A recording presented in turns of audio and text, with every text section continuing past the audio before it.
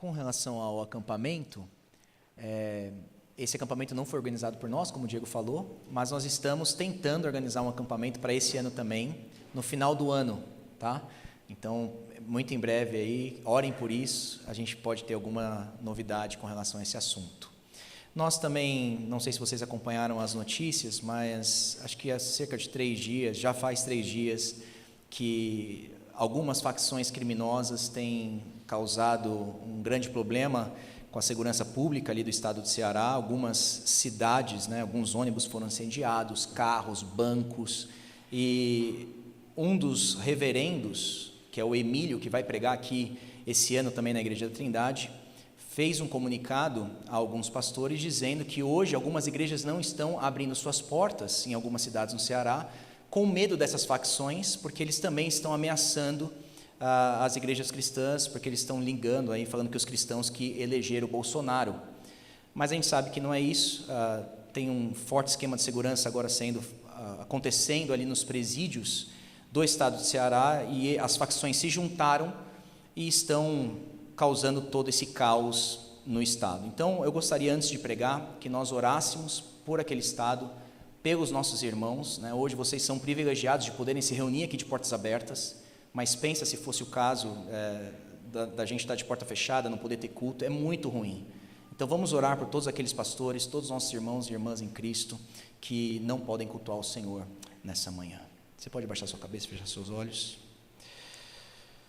Senhor Deus, o Senhor é Rei sobre toda a criação, o Senhor é Rei sobre o estado do Ceará, e o Senhor reina com justiça, e o que nós pedimos é que o Senhor faça justiça. O Senhor deu ao estado espada, o Senhor é quem coloca governantes e o Senhor quem tira. E nós pedimos sabedoria àqueles governantes, aqueles que estão responsáveis pela segurança pública ali do estado. Meu Deus, impeça essa maldade contra o povo de Ceará e contra o teu povo também, a tua igreja, Senhor. Cuida desses pastores, cuida desses membros e irmãos nossos que não podem se reunir no dia de hoje, e erradica logo, Senhor, acaba com esse mal naquele estado, nós te pedimos, meu Deus. Faz justiça através do estado. É o que nós te pedimos em nome de Jesus. Amém e amém. Você pode abrir sua Bíblia comigo em 1 Coríntios capítulo 8.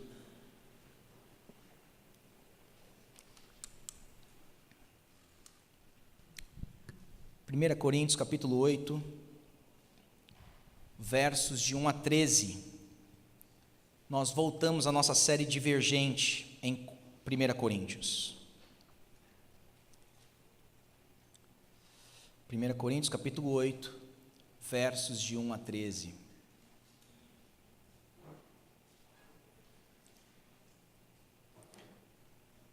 O texto diz assim: no que se refere às coisas sacrificadas a ídolos, sabemos que todos temos conhecimento.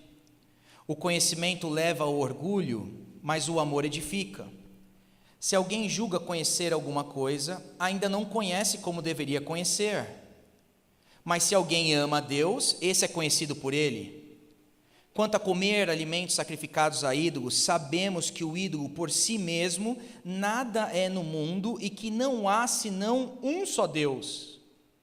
Porque ainda que existam alguns que são chamados de deuses, quer no céu ou sobre a terra, como há muitos deuses e muitos senhores, para nós, porém, há um só Deus, o Pai de quem são todas as coisas e para quem existimos, e um só Senhor Jesus Cristo, por meio de quem todas as coisas existem e por meio de quem também nós existimos. Entretanto, nem todos têm esse conhecimento. Alguns, acostumados até agora com o ídolo, ainda comem desses alimentos como se fossem sacrificados a ídolos. E a consciência destes, por ser fraca, vem a contaminar-se. Não é a comida que nos torna agradáveis a Deus, pois nada perderemos se não comermos e nada ganharemos se comermos. Mas tenham cuidado, para que essa liberdade de vocês não venha de algum modo a ser tropeço para os fracos. Porque se alguém chegar você, que tem conhecimento, sentado à mesa do templo de um ídolo, será que a consciência do que é fraco não vai ser induzida a participar de comidas sacrificadas a ídolos? E assim, por causa do seu conhecimento, perde-se o irmão fraco pelo qual Cristo morreu.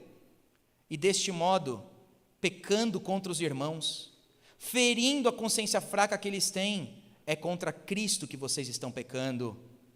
E por isso, se a comida serve de escândalo ao meu irmão, nunca mais comerei carne, para que isso não venha a escandalizá-lo. O que fazer quando nós não temos uma resposta bíblica clara sobre um determinado assunto?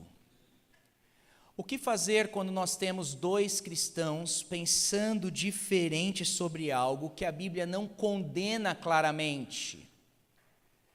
O que fazemos quando nós temos duas igrejas ou duas denominações diferentes que acerca de algo, acerca de uma prática, eles assumem ou adotam posições tão diferentes e ainda justificam as suas respostas com a Bíblia?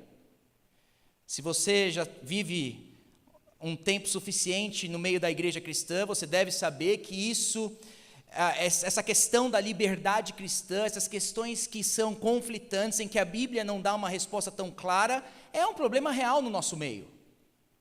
É comum cristãos com perguntas genuínas, às vezes, virem a nós e eles querem uma resposta sim ou não. Eles querem algo prático, algo claro. Eles querem que você dê a eles aquele único versículo que vai resolver o problema da consciência deles. Vai resolver o conflito de ideias tão diferentes num determinado contexto em que eles estão. O problema é que nem sempre a Bíblia tem um único versículo para tratar de um determinado assunto. Deixa eu dar um exemplo para vocês aqui. Tempos atrás, eu estava ali no seminário tendo aula, e alguns amigos meus ali de seminário estavam discutindo se era proibido ou não a tatuagem, se era pecado ou não. E eu estava passando por eles, eles viraram para mim e perguntaram a mim qual seria a minha posição. É pecado ou não é a tatuagem? E a minha resposta foi depende. E quando eu falei depende, eles caíram na risada. Porque depende não é um tipo de resposta que você espera. A resposta que você espera normalmente é sim ou não. Mas o meu ponto é que existem questões como essa da tatuagem que exigem de nós não só o conhecimento bíblico, análise do contexto, sabedoria, prudência e amor. E nós sabemos que nós não podemos pegar Levítico capítulo 19 para falar de tatuagem, quando ali Moisés vai dizer que você não pode cortar o seu corpo em favor dos mortos, porque ninguém hoje se tatua mais fazendo um sacrifício a um defunto. Aquele contexto de Levítico 19 não se aplica a essa realidade. Aliás, aqueles que aplicam um único verso que tem em Levítico 19 para barrar a tatuagem, seja entre cristãos ou não, terão problemas.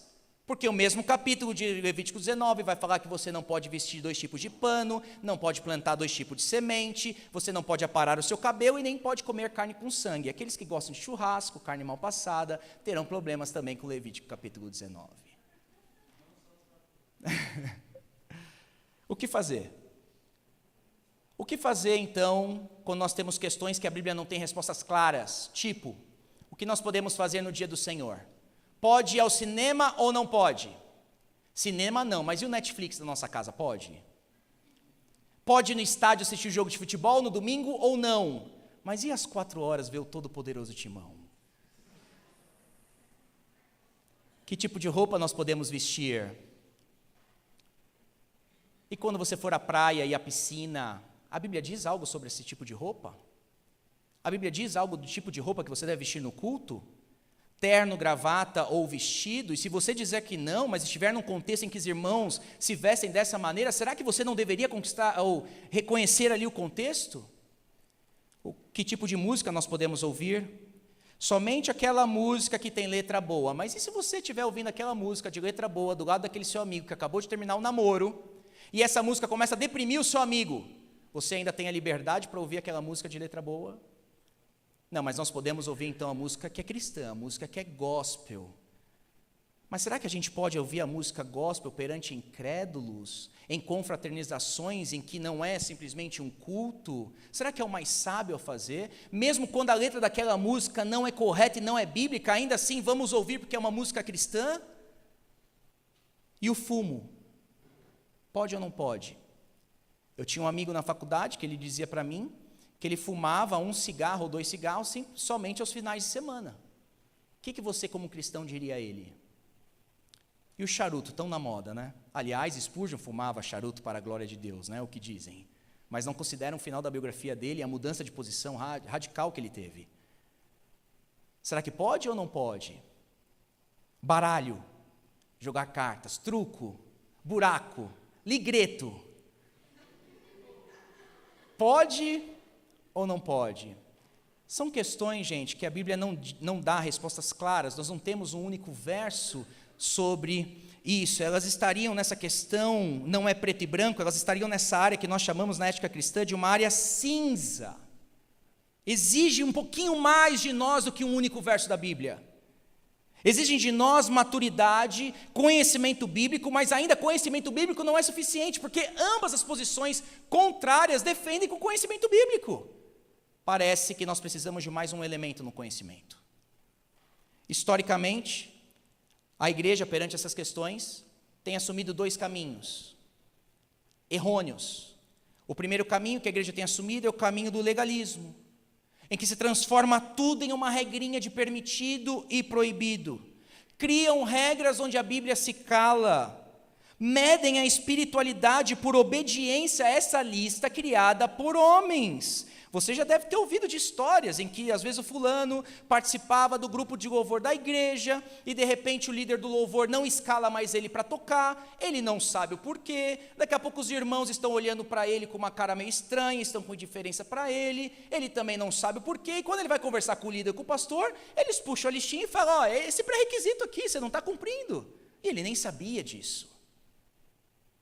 Quais são os resultados do legalismo? Eles confundem a cabeça do indivíduo, colocam uma falsa culpa sobre o povo, e o problema da falsa culpa é que nem o evangelho cura, porque o evangelho cura aquela culpa verdadeira causada pelo pecado.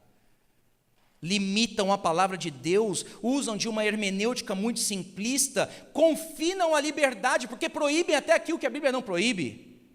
Diminui o poder do Espírito na vida cristã.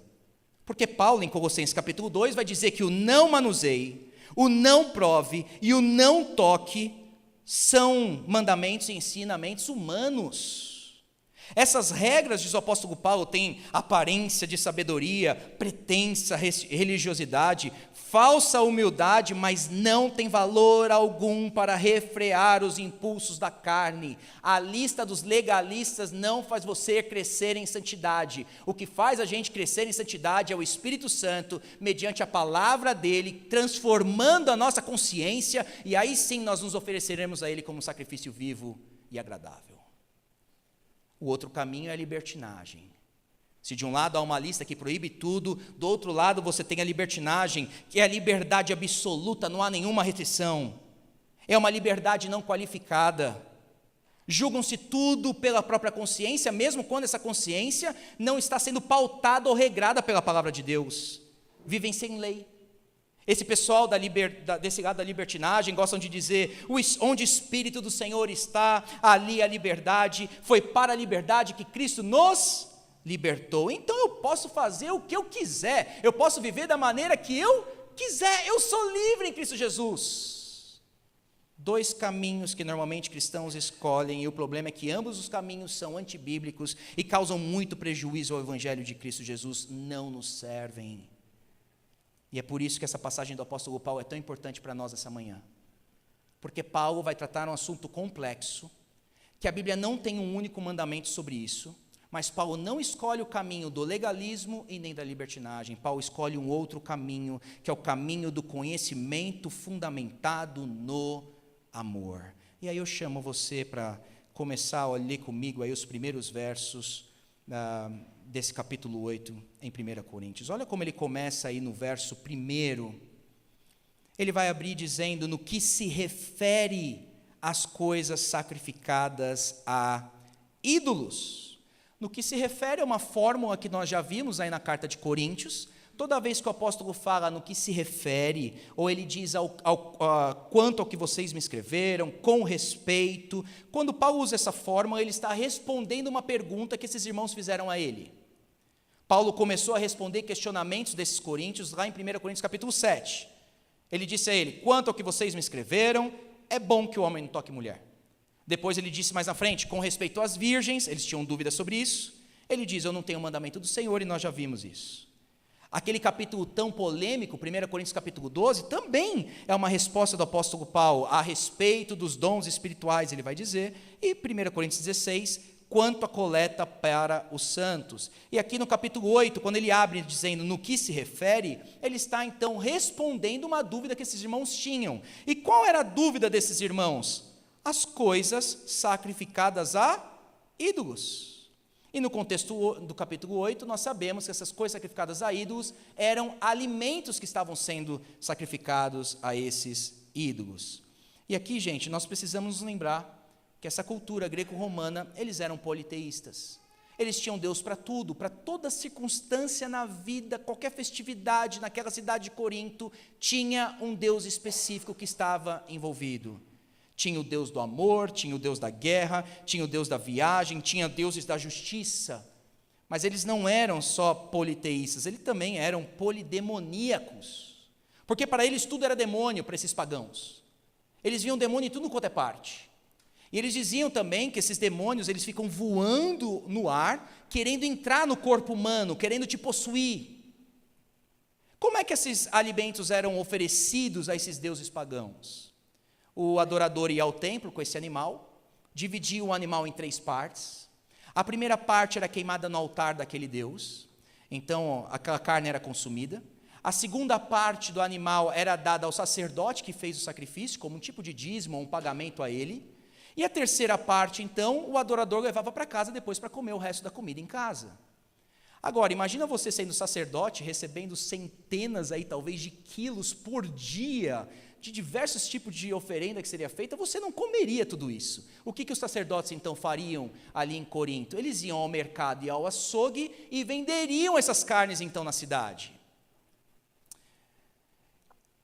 Por que eles fariam essa oferenda e tinham esse costume de vir e mexe sacrificar animais a diversos tipos de deuses? Porque eles acreditavam então que os demônios estavam flutuando no ar e a maneira do demônio entrar no corpo humano era através do alimento. Logo, se você então ofereceu o alimento, ofereceu o animal a um Deus, o seu alimento agora está tranquilo e você pode comer carne, o demônio não vai entrar na carne e não vai te possuir. Essa era a crença deles. Agora, será que os cristãos ali em Corinto podiam simplesmente escolher outro tipo de comida e outro tipo de carne, o problema estaria resolvido? E a resposta é não. Porque pensa você ali em Corinto, cristão, indo ao açougue, ao mercado, você em primeiro lugar não saberia distinguir qual carne tinha sido oferecida ou não. Em segundo lugar, a carne oferecida é como se fosse a picanha da nossa época, era a melhor carne, porque o animal sem defeito era esse animal que seria ofertado aos deuses. Se você queria carne boa, teria que comprar então uma carne oferecida a algum tipo de ídolo. Mas se você decidisse não comprar nada e fosse comer então na casa de alguém, ali naquela casa de alguém você também teria chance de comer uma comida sacrificada a algum ídolo. Veja que o problema que esses irmãos estão enfrentando não é só religioso, é cultural, é social. Você vai numa festa de aniversário da sua família, ali tem um banquete, aquela comida foi oferecida. Você vai num casamento, tem um banquete, aquela comida foi oferecida. Seria participar dos jogos istmicos da cidade, jogos esportivos, haveriam deuses ali expostos, o banquete também teria sido oferecido. Toda a vida social envolvia essa questão de sacrifícios a deuses. Qual é a raiz do problema aqui que o apóstolo Paulo está tratando? Você tem agora gentios que vieram dessa religiosidade, dessa idolatria, se converteram, e eles estão dizendo dentro da igreja, nós não podemos comer esse tipo de carne. Para esses irmãos que vieram desse contexto, quais Paulo vai chamar eles de consciência fraca, ou vai dizer que eles são fracos, esses irmãos seria uma aberração voltar a essa prática de comer. Eles diriam, eu estive lá, eu sei como a comida foi sacrificada, eu não quero contato mais com essa carne. E você tem de outro lado, irmãos fortes, de consciência madura, aqui nesse capítulo 8, dizendo, não tem nada a ver, não tem problema nenhum. E para esses irmãos fortes, eles não só comeriam a carne sacrificada, como eles iriam ao próprio templo, comer lá dentro. Olha o verso 10 aí comigo na sua Bíblia. Paulo vai dizer a eles, se alguém chegar, você que tem conhecimento, sentado à mesa no templo de um ídolo, será que o de consciência fraca não vai ser induzida? Esses irmãos fortes, portanto, não só comiam no açougue, eles iam para dentro do templo e comiam lá dentro. Quais eram os argumentos desses irmãos fortes para agirem assim? Primeiro argumento está aí no verso 1, eles diriam: temos conhecimento. Verso 1, olha aí no finalzinho, sabemos que temos conhecimento. O segundo argumento que eles usariam para comer todo tipo de carne, esses irmãos fortes, está no verso 4. Sabemos que o ídolo por si mesmo não é nada. Em primeiro lugar, eles tinham conhecimento. Em segundo lugar, eles diriam: o ídolo não é nada. E em terceiro lugar, está no verso 8. A comida não nos torna mais agradáveis a Deus. 3 argumentos que eles usariam para os irmãos fracos. Eu tenho conhecimento, o ídolo não existe, e a comida, ela simplesmente não me torna mais agradável a Deus. Então eu posso viver da maneira que eu quero. Eu posso usar da minha liberdade do jeito que eu quero. Como é que Paulo responde eles? Paulo começa no primeiro argumento. No verso 1 ele vai dizer, no que se refere às coisas sacrificadas a ídolos: sabemos que todos temos conhecimento. Conhecimento é uma palavrinha tão importante para eles, não é? A gente já tem acompanhado esses 8 capítulos, ela se repete constantemente no livro de Corinto, 10 vezes nessa carta, 4 vezes nesse capítulo. Eles tinham orgulho de ter conhecimento, mas aqui que está a grande ironia e contradição. Aquilo que esses irmãos mais se orgulhavam de ter, era exatamente o que estava dividindo aquela igreja, a saber, o conhecimento. Eles estavam dizendo: não, claro, você quer que eu cite quantos versículos bíblicos para comprovar essa minha prática? Eles que são fracos, eu sei o que eu estou fazendo, diriam eles. Mas Paulo vai dizer: o conhecimento sozinho ele é muito perigoso, ele não é suficiente. E aí Paulo vai dizer na parte B do versículo 1, o conhecimento leva ao orgulho, mas o amor edifica. Se somente conhecimento fosse suficiente para a nossa vida cristã, esses irmãos não teriam com tantos problemas naquela igreja. O problema desses irmãos não era ter conhecimento, mas era ter falta de amor. Conhecimento é essencial, mas não suficiente. Ele jamais pode andar sozinho, ele deve sempre estar acompanhado pelo amor. A imagem de orgulho aqui, a palavrinha que Paulo escolhe, é de um balão inflado. Ele é notório, todo mundo percebe, mas por dentro é oco. Está faltando alguma coisa, diz o apóstolo Paulo. E o que estava faltando, segundo o apóstolo Paulo? Falta amor, porque é o amor que edifica. Aqui nós só precisamos ter cuidado, porque Paulo não está mandando nós escolhermos um dos caminhos.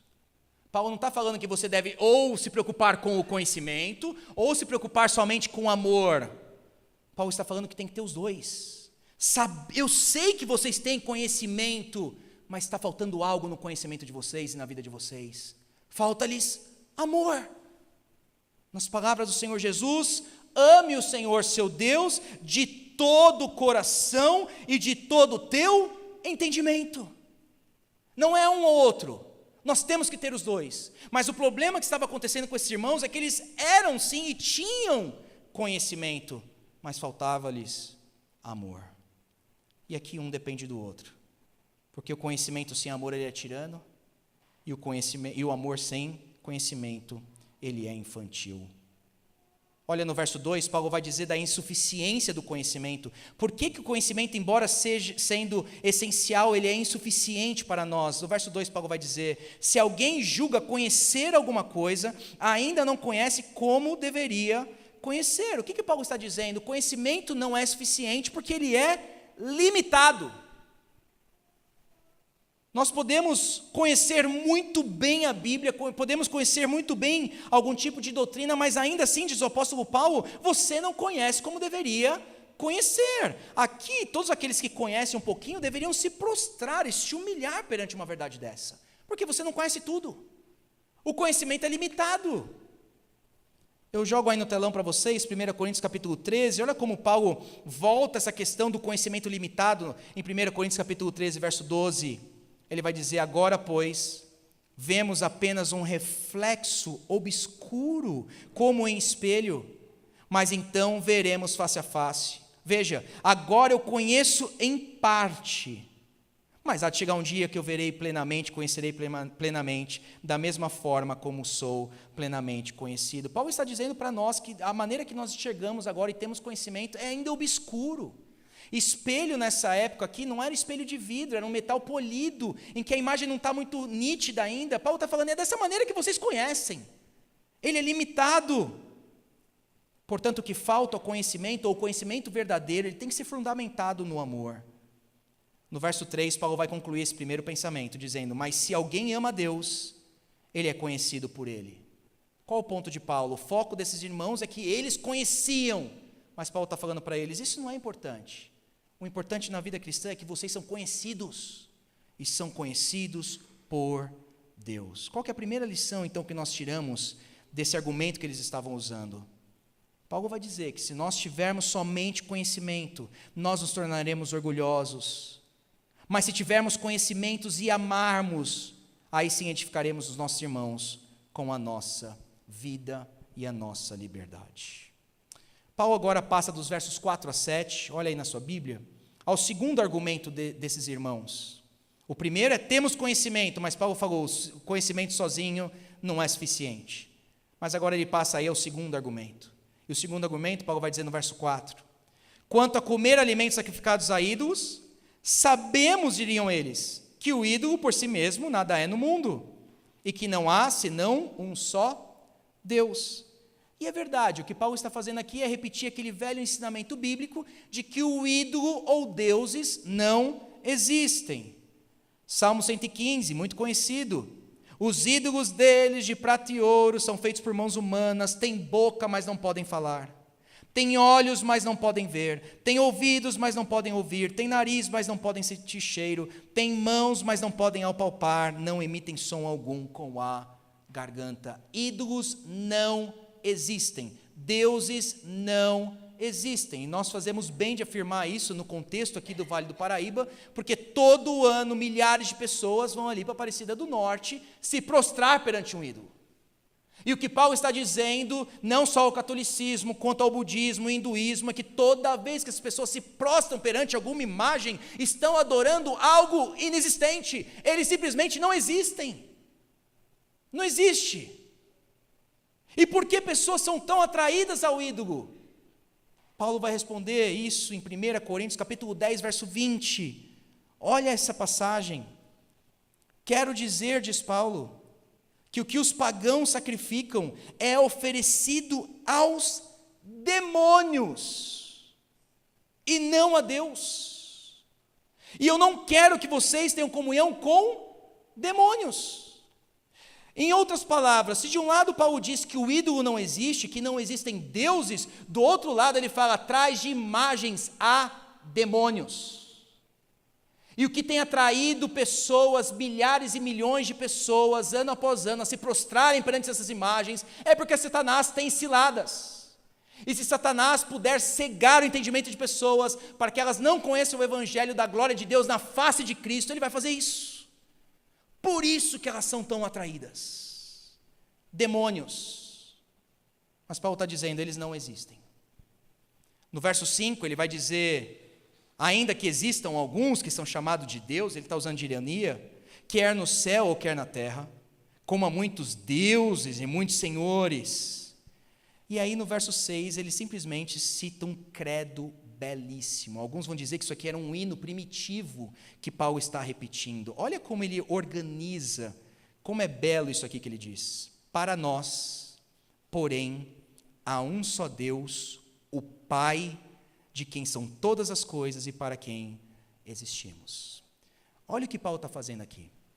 A ordem aqui é crucial, gente, para a gente entender a Trindade, os credos, tanto apostólico quanto os outros que vieram de passagens como essa. Paulo não diz Deus o Criador. Paulo, em primeiro lugar, coloca Deus o Pai. Porque antes de Deus criar, Deus sempre foi Pai. Deus não foi criador desde toda a eternidade. Para Deus ser criador, ele teve ali Gênesis 1, teve que dizer, e através da sua palavra a criação veio à existência. Mas Deus sempre foi Pai. E por que isso resolve o problema da Trindade? Porque se Deus sempre foi Pai, ele sempre teve um Filho, a saber, Jesus Cristo. No século IV, quando Ário estava dizendo que Jesus Cristo foi criado por Deus, era um tipo de semideus, Atanásio usou passagens como essa, para dizer, não, ele não foi criado, você está começando com Deus no lugar errado, você está começando com Deus na criação, mas Deus antes de criar, Ele sempre foi Pai, e se Ele sempre foi Pai, Ele sempre teve um Filho, portanto Jesus Cristo nunca foi criado, Ele sempre foi o Filho eterno. Paulo usa uma ordem aqui que nossos credos seguiram posteriormente na história da igreja. Nós temos um só Deus, o Pai, e agora sim podemos falar de criação, de quem são todas as coisas. Qual o propósito de Deus criar todas as coisas? É um Pai amoroso, querendo relacionamento, jorrando amor sobre suas criaturas. E para quem existimos, diz ele. Mas ele não fala sobre o Deus Pai, ele fala também de Jesus. Ele vai dizer que um só Senhor, a palavra que ele usa aí é Kyrios, usada no Antigo Testamento para Deus, e agora ele aplica a Jesus Cristo, por meio de quem todas as coisas existem, e por meio de quem também nós existimos. A gente podia gastar muito tempo só nesse versículo 6, que ele é belíssimo. Mas aí olha o verso 7, Paulo vai dizer, entretanto, nem todos têm esse conhecimento. Que conhecimento que estava faltando a esses irmãos? O conhecimento que não existiam outros deuses. Esses irmãos em Corinto, eles estavam adorando o Deus verdadeiro e certo, mas para alguns, eles ainda tinham esse conflito. Eu acho que existem outros ídolos, eu acho que existem outros deuses, embora eu esteja adorando o Deus certo, o Deus o Pai. Paulo está dizendo, olha, nem todos têm esse conhecimento dentro da igreja ainda. Aí ele vai dizer, alguns, acostumados até agora com o ídolo, ainda comem desses alimentos como se fossem sacrificados a ídolos, e a consciência destes, por ser fraca, vem a contaminar-se. Em outras palavras, eles estavam emocionalmente ligados ainda ao seu passado. Se eu puder ilustrar isso no nosso contexto, é comum nós recebermos irmãos, não só aqui nessa igreja, mas outras igrejas, de contextos neopentecostais. E durante muito tempo, esses irmãos em contextos neopentecostais, eles ouviram muito acerca de batalha espiritual, que existe maldição hereditária, que macumba pega em crente, que você tem que ficar o tempo todo repreendendo Satanás, é um monte de coisinha que eles viviam naquela prática. Mas agora eles estão numa igreja que ensina, vamos dizer, de uma maneira mais bíblica acerca desse assunto de batalha espiritual. Mas para esses irmãos ainda é um conflito. Emocionalmente ainda estão apegados àquele passado que eles tiveram ali naquela igreja neopentecostal. Eles ainda estão em dúvida, será que macumba realmente não pega em crente? Será que Cristo Jesus já subjugou mesmo todos os seus inimigos debaixo dos seus pés? Vocês ficam sempre dando a ênfase em Cristo Jesus, será que eu não preciso fazer mais uma campanha? É isso aqui que Paulo está falando. Vieram de um contexto em que estavam ali muito inseridos, e agora nesse novo contexto ainda estão lutando com a própria consciência. E o que Paulo diz a nós aqui nesse verso 7, é que se a consciência deles ainda é fraca, essa consciência deve ser respeitada. Nunca devemos influenciar um irmão cristão a fazer qualquer coisa que o Espírito Santo, através da consciência dessa pessoa, esteja protegendo-o ainda de fazer. O papel da igreja não é ferir a consciência de pessoas com o uso da liberdade cristã, mas é fortalecer a consciência de todos com verdade bíblica, para que esses irmãos possam cada vez mais avaliar a sua própria vida e o jeito de viver. É possível, Paulo vai falar, enquanto uns se divertem, ferir a consciência alheia. E Paulo está dizendo para nós que essa consciência deve ser respeitada. Terceiro e último ponto. Paulo vai para o terceiro argumento deles, acerca da comida. Em primeiro lugar, o conhecimento. Em segundo lugar, os ídolos. E agora, acerca da comida. O que eles diriam? Não é a comida que nos torna, no verso 8, agradáveis a Deus. Pois nada perderemos se não comermos, e nada ganharemos se comermos. A comida não nos torna agradáveis a Deus. E aqui, gente, também é um ensinamento bíblico. Jesus, em Marcos capítulo 7, declarou puro todos os alimentos. Não existem leis dietéticas mais no reino de Deus. Você pode sim comer carne com sangue. Lembra aí que em Atos capítulo 10, nós temos um lençol descendo perante o apóstolo Pedro, cheio de animais impuros, não é isso? E aí Deus chega para Pedro e fala, coma desses animais, e Pedro vai falar, não, eu nunca comi de algo impuro. Mas Deus fala, não chame impuro aquilo que eu santifiquei. Não há mais leis dietéticas, você não é mais espiritual se você é vegano, você não é mais espiritual se você é vegetariano, e você também não é mais espiritual se você come carne. O ponto é esse. A comida não nos torna mais agradáveis a Deus, diz o apóstolo Paulo. Mas aí ele encerra o seu argumento, nesse ponto, dando 4 alertas sobre o uso da nossa liberdade.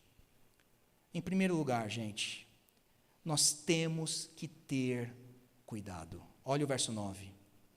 Mas tenham cuidado, para que essa liberdade de vocês não venha de modo algum ser tropeço para os fracos. Vocês lembram nas palavrinhas de Jesus acerca do tropeço? Mateus 18, ele vai dizer: se alguém fizer tropeçar um desses pequeninos que creem em mim, seria melhor que amarrasse uma grande pedra de moinho no seu pescoço e fosse afundado nas profundezas do mar. Ai do mundo por causa das pedras de tropeço. Você não quer ter o ai de Jesus sobre a sua vida, portanto, tenha cuidado com a sua liberdade. Primeiro alerta que Paulo está nos dando: tenham cuidado. Vocês que têm conhecimento, vocês que sabem que o ídolo não é coisa alguma, vocês que sabem que comida ou bebida também para Deus não é indiferente, Paulo ainda assim está dizendo: tenham cuidado.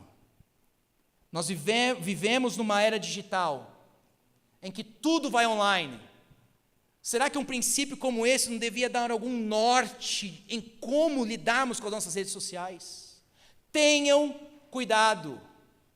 Embora você tenha conhecimento, embora você olhe para o alimento ou para a bebida e entende isso como uma criação divina, tenha cuidado. É uma questão de sabedoria e não de falsidade. Não é, não vou postar, por que eu não vou postar se eu faço isso mesmo? Eu quero mostrar quem eu sou de verdade, mas seja sábio.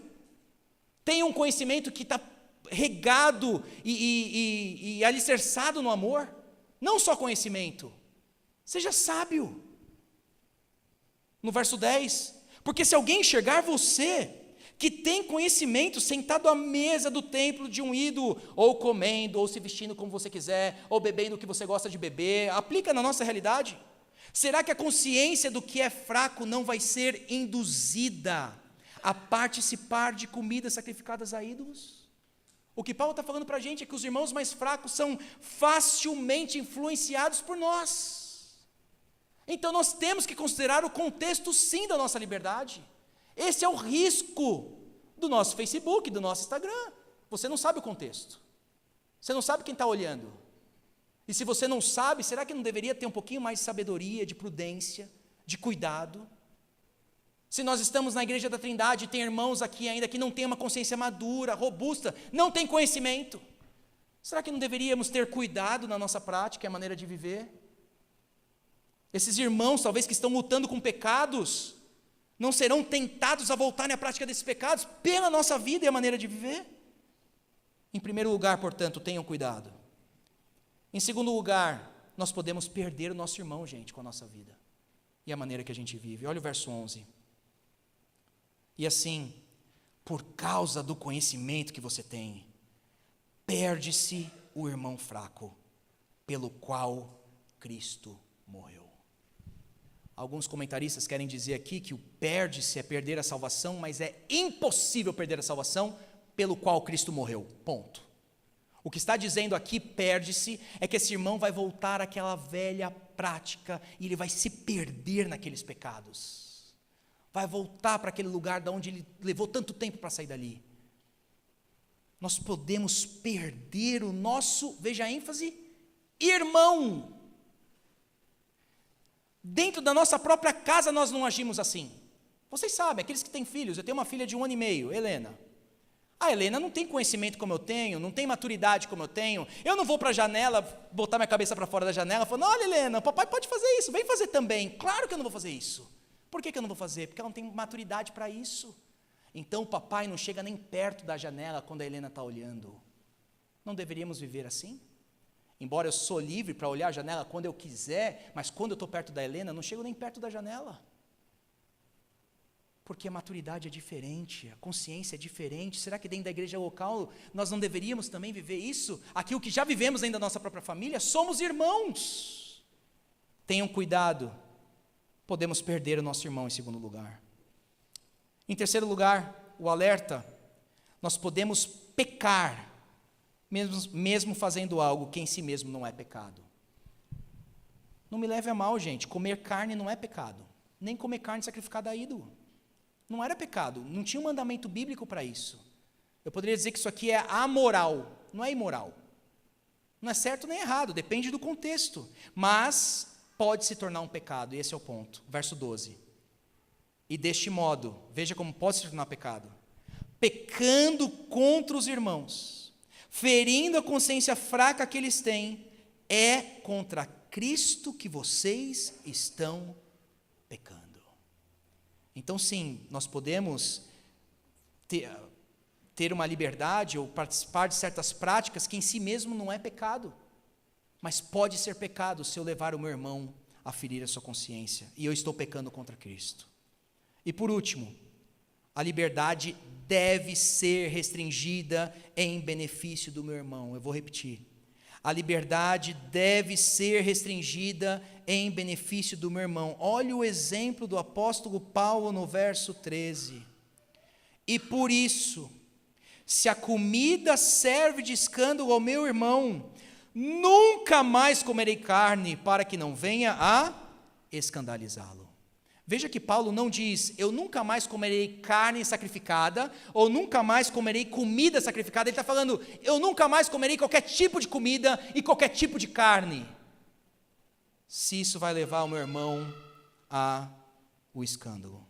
Isso é maturidade, isso é conhecimento, isso é amar, isso é amor. É assim que você pensa quanto ao uso da sua liberdade?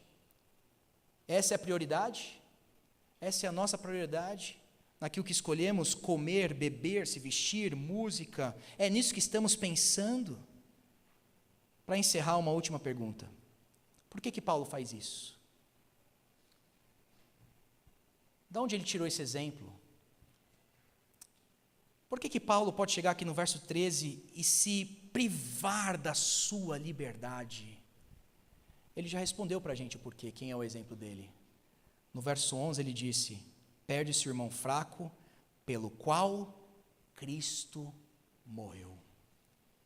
No verso 6 ele disse que esse Cristo que morreu é o Criador de todas as coisas.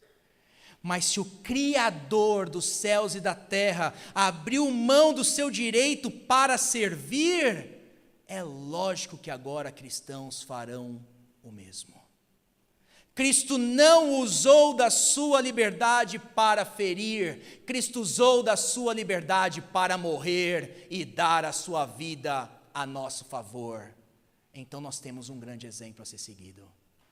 Por isso que Paulo pode dizer em 1 Coríntios capítulo 11: sejam meus imitadores como eu sou de Cristo.